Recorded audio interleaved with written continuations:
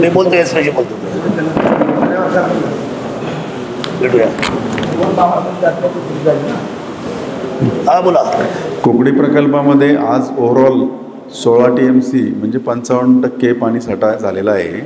यापैकी आपल्या येडगाव धरणामध्ये आता 975 MCFT म्हणजे 50% आहे.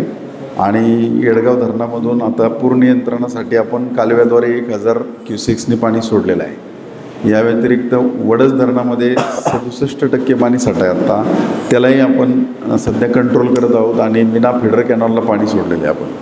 त्यानंतर माणिकडोहमध्ये 30%च पाणी साठा आहे. सध्या आपण सगळ्यात मागं माणिकडोहलाच आहोत. पिंपळगाव जोगेमध्ये यावेळेला लाईव्हमध्ये पाणी आलेलं आहे. 38% पाणी साठा आजचा आहे. अशी 4. आणि या व्यतिरिक्त आपलं जे डिंबे धरण आहे कुकडी प्रकल्पातलं 5वं धरण, त्याच्यामध्ये 80% पाणी साठा झालेला आहे. आज 10 TMC पाणी आहे. या 5 डॅम व्यतिरिक्त आपल्याकडे एक मध्यम प्रकल्प आहे चिलेवाडी. त्याचा आपण 78%ला कंट्रोल केलेला आहे सध्या.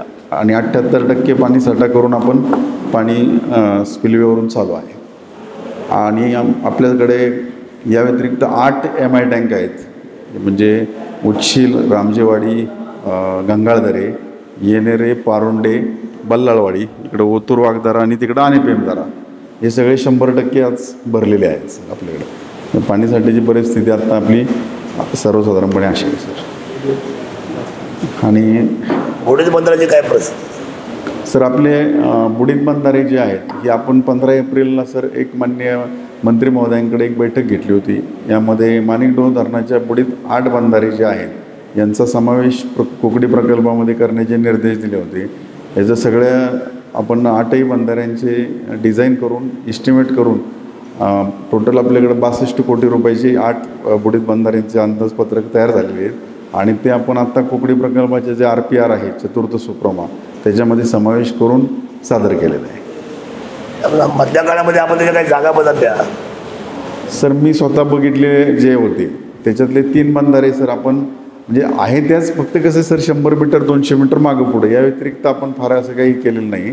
फक्त हार्ड रॉक जे फाउंडेशन आहे म्हणजे आपल्याला ज्या पद्धतीचं फाउंडेशन पाहिजे त्या पद्धतीचं मिळण्याच्या दृष्टीने आणि जास्तीत जास्त पाणी साठा होण्याच्या दृष्टीने मी आणि SC सर, CE साहेब, आम्ही तिघांनी पण पाहणी करून थोडंसं मागे पुढं म्हणजे आपण कुठलंही गाव बदललेलं नाही, कुठलंही खोरं बदललेलं नाही. आपल्याला असं ओढ्याचं आहे त्याच नाल्यावर फक्त सोयीच्या ठिकाणी एवढाच बदल केला आहे सर आपण.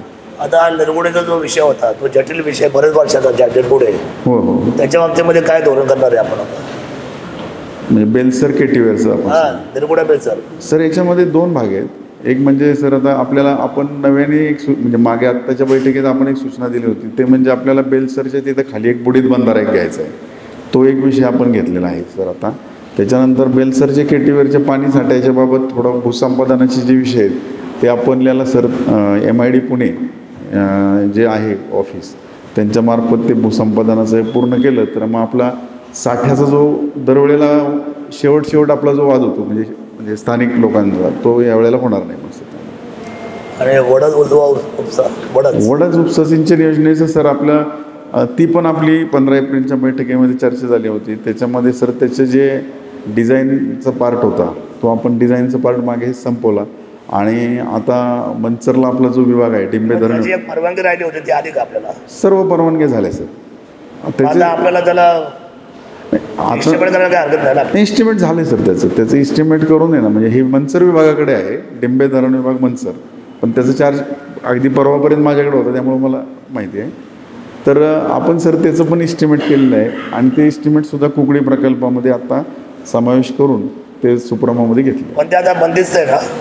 हो सर, त्याला बंदिस्त कालवा वितरण व्यवस्था आहे आणि त्याची जी लिफ्ट आहे ती आपली वडस धरणाच्या राईट फ्लँकला आहे.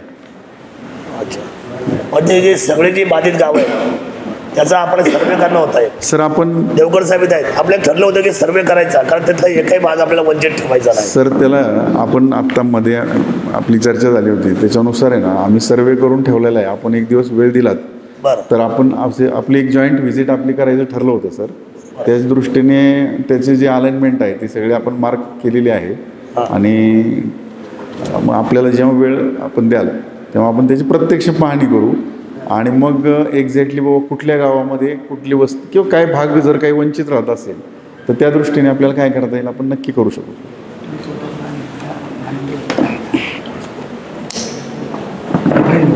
पुढे बंदर फायनल झाला. आता तुम्हाला अडचणी काय? आता सध्या नव्याने आता आपल्याकडं जे आता नवीन आपण जे आता पैसे निधी जे उपलब्ध केला आहे, हो सर, त्याचं कसं वितरण झालं, आता काय कामं चालू होईल? सर आता आपल्याला आहे ना 2 महत्त्वाचे प्रोजेक्टमध्ये आपला इन्क्लुडेड आहे प्रकल्प. ते एक म्हणजे नाबार्डचा अंतर्गत MIIP म्हणून एक प्रोजेक्ट आलेला आहे. त्याच्यामध्ये कुकडी प्रकल्पाला 249 कोटी रुपये मंजूर झालेले आहेत. त्यातले त्यामधून आपण कुकडी डावा कालव्याची किलोमीटर 1 ते 165 हे संपूर्ण नूतनीकरण करत आहोत. या व्यतिरिक्त सर आपल्याला विशेष दुरुस्ती अंतर्गत डिंबे डावा कालवा आपला जो डिंबे धरणापासून सुरू होतो आणि येडगाव धरणापर्यंत येतो, एक 55 किलोमीटरची जी लांबी आहे त्याच्या दुरुस्तीसाठी आपल्याला 67 कोटी रुपये मंजूर झालेले आहेत.